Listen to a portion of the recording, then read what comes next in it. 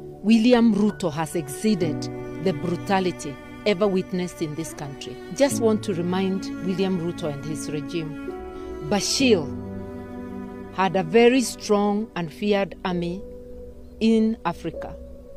He fell. Egypt was almost a police state and very militarized.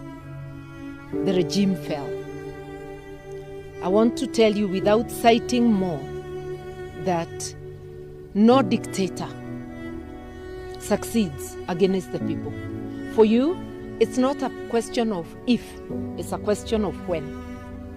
Respect the law, because if you don't, you will still account at some stage. Ladies and gentlemen, that is our island lady, Mother Karua, talking about disobeying court orders, talking about dictatorship, talking about where our country is.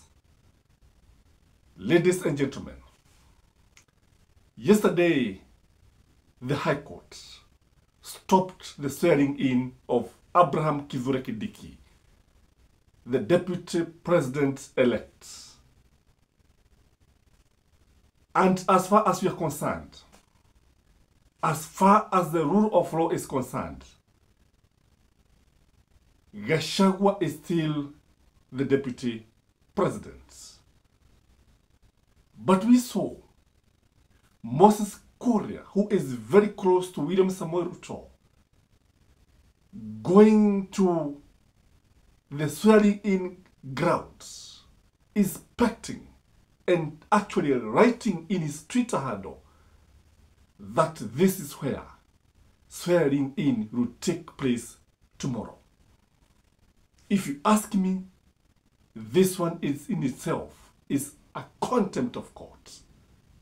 The fact that William Ruto's right-hand man, advisor, can go to the swearing-in ground and even write in his X handle that Kithure Kindiki will be sworn in today, that is in itself a contempt of court. And this one tells you that this government is not ready to obey the court orders. I want to say this, ladies and gentlemen, and this one you can take to the mark.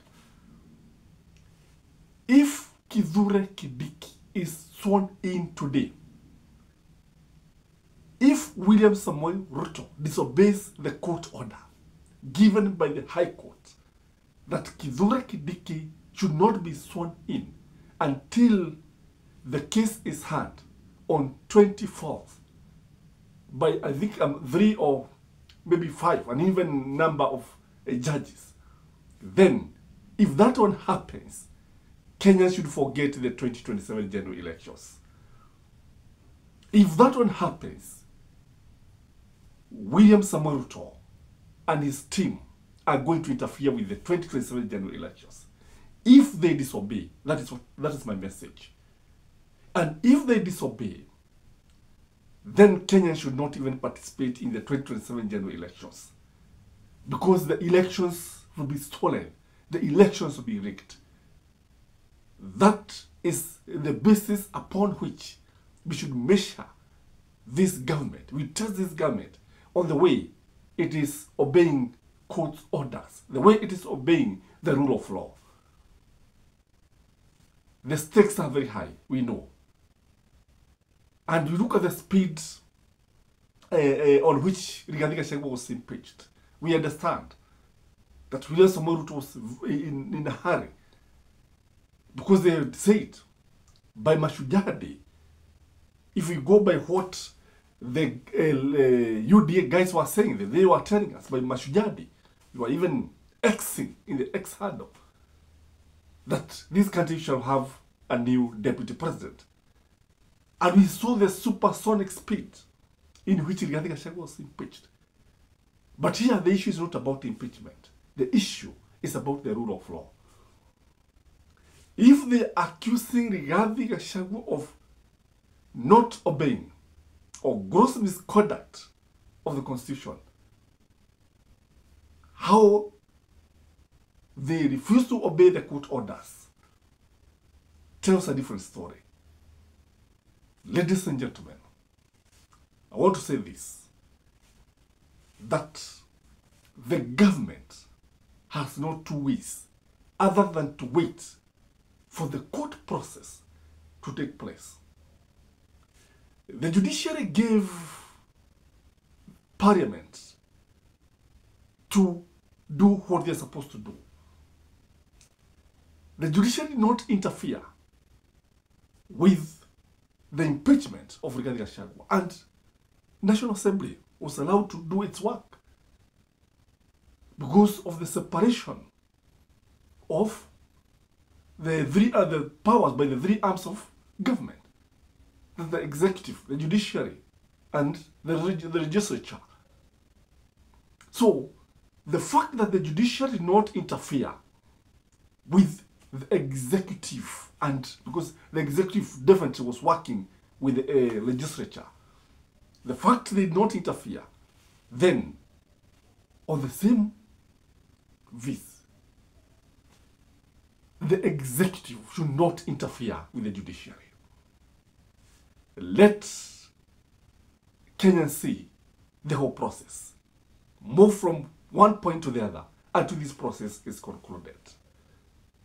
In the past, court orders have been given, they have been trounced, and the same people now rush to the courts when they have problems. Even Rigathi Gachagua, not even once, not even twice, that you would hear him saying so many things about the courts. And now, he's now going to the same court to seek justice. I remember, this government is in office courtesy of the judiciary. This government is in office because the Supreme Court upheld the presidency of William Ruto.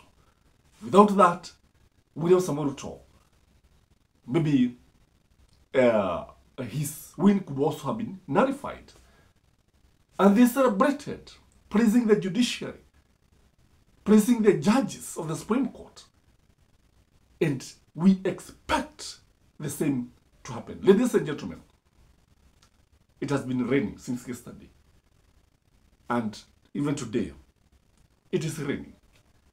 I don't know where you are if it is raining. Mvua ni ishara ya baraka. Mvua sio machozi ya Mwenyezi Mungu, ila ni baraka kwa viumbe wake wote, sisi tukiwa baadhi ya viumbe alivyoumba Mwenyezi Mungu. Guys, have a blessed day. But I ask you one thing. Please like this video, comment, share, and let me know what you think about the swearing in of Kithure Kindiki. Because if it will come, we cannot stop it. If the courts are going to uphold the impeachment of Rigathi Gachagua, there's nothing we can do. But if they refuse, if they reject, then we have to obey the court order. We are here to talk about the government that obey the rule of law. Till next time, bye-bye. Have a blessed Saturday. Happy Sabbath. Bye.